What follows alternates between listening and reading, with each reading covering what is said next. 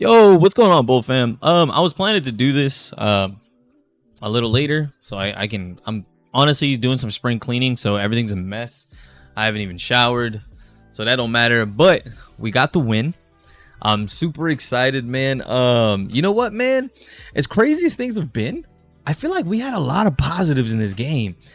Don't get me wrong, there's still a lot of like negatives and things we need to talk about. Obviously, Brandon Staley, some of the game plan, some of the coaching decisions. But for the most part, you know what? I think we did pretty well. For the beginning, I thought our defense was actually going to pull through because I thought we were kind of containing them. But to be fair, this is kind of okay. So like, I'm trying to be extremely positive about this because it is. You know what? I think our season is now in a better position than it would have been for sure if we would have been 0-3. I still thought we would have been fine if we would have lost, but now we got more wiggle room. We should beat the Raiders. This isn't debatable. The Raiders should not have a chance against us. But we're going to talk about that later because, again, that's if coaching does their job halfway decent, there's no way you should be losing to a team that you're far better than, and we'll talk about that Raider game in a different video. But, okay, so, look, man, the positives, that's what I want to talk about first because I saw that at the end of the game, Staley ended up handing out game balls to Kenneth Murray. Well deserved, my man. Well deserved. Just so you know, I believed in you. I've been saying it. You're a baller, man. You have all the potential, all the skills.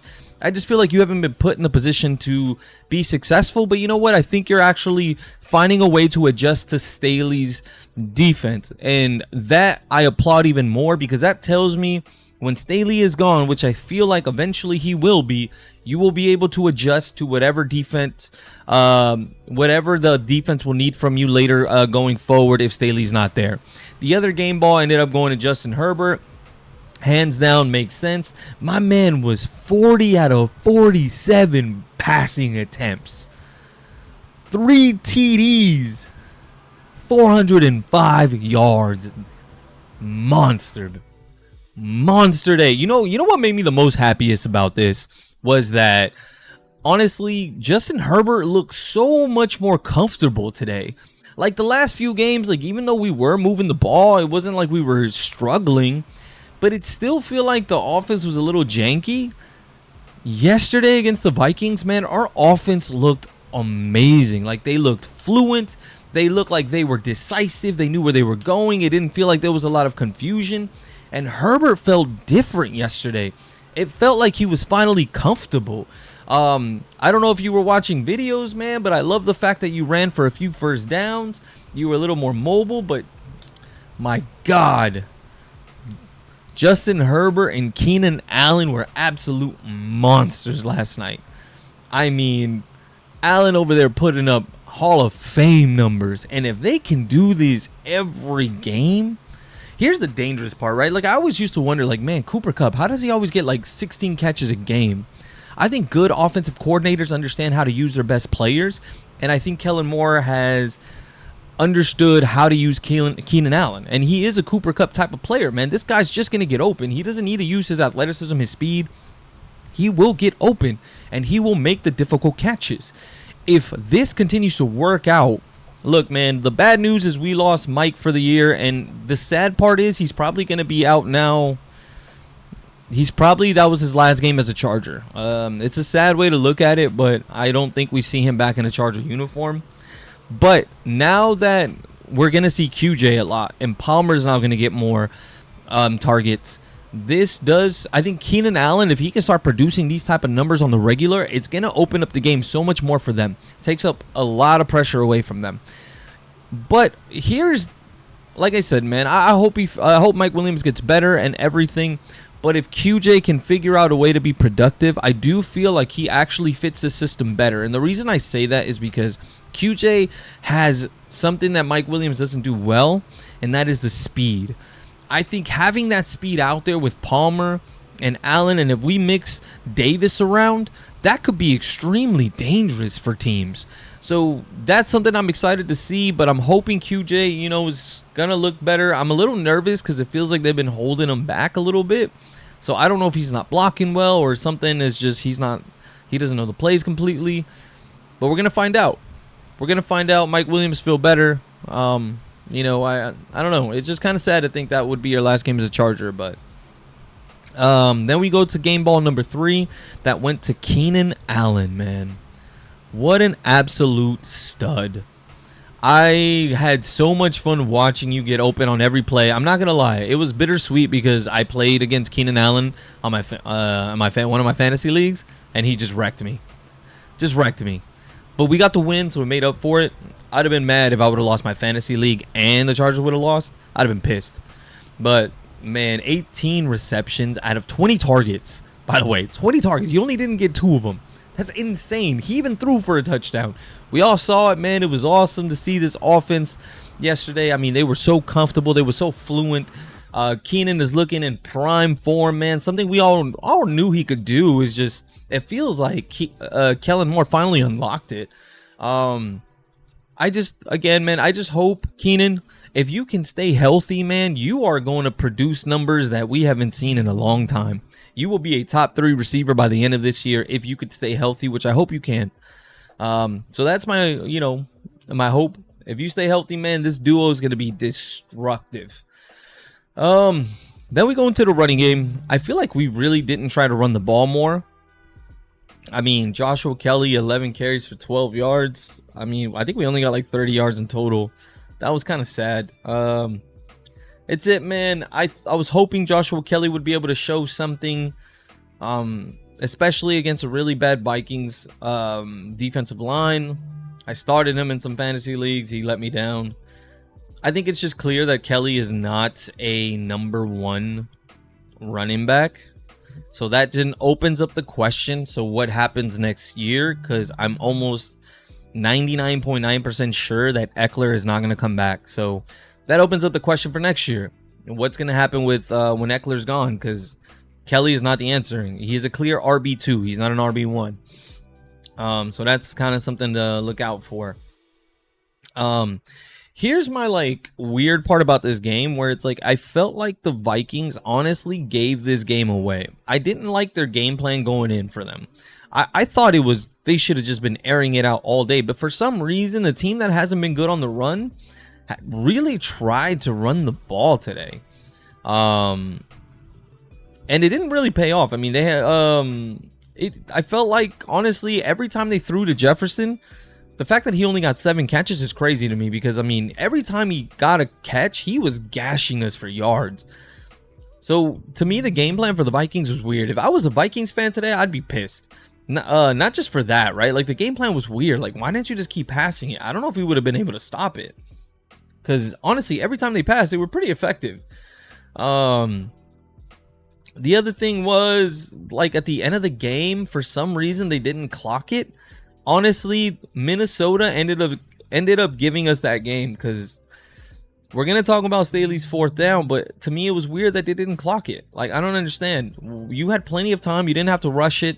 You could have clocked it, and you still would have had 3 downs to get that play off. But luckily, you know, there was a mistake, tip, and then K9 ended up winning the game for us with that interception. But one thing I also want to bring in is there's 2 other players that I felt like should have got game balls. One of them is Thule. My man is here. Thule is our next edge rusher. My God, you look amazing, man. The fact that you got 9 pressures, you got 1 sack. You should have. I think you almost had 2, but I think Bosa may have gotten there before you, or I think you led him into Bosa. But Thule, I love this because it gives like Mac and Bosa, like the fact that you can move Thule to either side and he'll be able to commit pressure. The fact that you can now rotate these guys in as much as Bosa's hurt, this gives him an ability to be able to rest and we still be able to get some pressure. So this feels amazing, right? That's pretty much it for Rumpf at this point because it's your 3rd season and you have Thule coming in, man, making you look like a scrub. I'm sorry, bro, but I think your time, you're just a depth piece now. I'm trying to think what else that like really concerned me. Our offense was fine, man. Our offense was fine. I felt good about our offense. I just feel like the Vikings gave this game away more than we wanted. So that is one thing that is concerning because our defense is still looking sus. The first half, I think we did really well, but second half it just broke open and Honestly, they were just gashing us up and down the field. Our secondary is weird. I was looking at some interviews and I was like, well, and apparently Staley's still rotating these guys in and out with JC Jackson, Davis, and like I guess he still hasn't figured out the corners he wants to go with and who wants to cover who takes what responsibilities. That's weird to me. How is that not figured out during the preseason? I don't know. To me, like, that's just another knock on Staley. That should have been figured out earlier. The fact that you're still trying to figure this out says a lot on why these players are confused, because they probably don't exactly know what their assignment is going to be for that day. But I don't know. That was just something I thought was weird. Obviously, JC Jackson, the big elephant in the room. Dude, I don't know what's going on, man. I don't know what we do with him, because we can't really trade him. No one's going to take his salary cap hit. And we can't really cut him because the salary cap hit would be too much. Like, it'd be pointless. There would be too much dead cap to save like $2 million bucks. I don't know, man. It's weird. I don't know what we do with JC at this point. We made a mistake. I was happy about it, honestly, when it happened, but I think we made a mistake at this point, and I don't know how we recover from this and how we solved his cap hit. So I guess we'll see more as time goes on, but I guess now we could talk about Staley's 4th down decision. A lot of people are knocking Staley. I'm going to say something, and here's the thing. I'm not happy with Staley. You already know where my stance is with him. I'm not a fan. I think regardless, like I said, I think we won this game because of Herbert and the offense and Keenan Allen. But I think we're going to win in spite of Staley, not because of him. And I feel like that was another situation today. Now, regarding that 4th down on our 24, the Vikings had no timeouts, and they have kind of struggled in the red zone at that point. Here's my thing. I was actually okay with the fact that we went for it. But what made me mad about that decision, because for me, I understood some of the logic, right? If we get this, the game's over. So that was point one. I was like, okay, that makes sense. Our defense wasn't very good. It's not very good, right? They give up a lot of yards. The Vikings are also a team that came back from a lot of games last season. They're going to be pretty well equipped to go ahead and handle this, and they could take the win. So I understood that. I'm like, okay, I trust our offense more than I trust our defense at this point. So I was okay with that. But what made me really mad about this decision was, if you are going to risk your job, Staley, if you are going to risk the win on this one play, why wouldn't you put the ball in your best player's hands? Now, I don't know if that's a Kellen Moore decision or a Brandon Staley decision, but you had 1 yard. Keenan Allen and Justin Herbert were unstoppable yesterday. Why would you put the ball in Kelly's hand, who had 11 carries for 12 yards? I don't get that. Those are the things that made me mad. And they made me mad with Lombardi last year, because when we went on it on 4th down, it just feels like our plays were uncreative. For some reason, Herbert didn't always get the ball. And whenever he did get the ball, like, it just seemed like a lot of short, quick passes where he had to make a decision too quick. And on such a pressure situation, put Herbert on the move, or do what the Eagles do and just shove Herbert for that 1st down. But that, to me, was just, if you're going to risk it all, Staley, live and die by your best players. That shit makes no sense to me. Live and die by your best players, the players that are carrying you right now. I don't know. That was the one thing that it really irked me. Like, I was okay going for it on 4th down. I'm not opposed to going for it on 4th down because it gives the Chargers a certain identity. I feel like our offense is extremely dangerous, but the play calling's got to be smarter in that situation. Put it in the hands of your best players. One other player I forgot to mention when it comes to another game ball, and that's Alohi Gilman. You should have had 2 strip fumbles, because that was crazy. The fact that got overturned was insane. But I saw that man hitting hard. I saw that man coming down on balls. The fumbles. Alohi Gilman has come out and impressed me starting since last season. And, man, he's playing hard. I like the way he plays. He's a hard player. So I want to make sure I gave out that recognition. Look, I'm excited we got the win, but I'm still not super confident or the trajectory of this team. We'll talk about the Raiders, because that should be an easy win, man. That's not a good football team.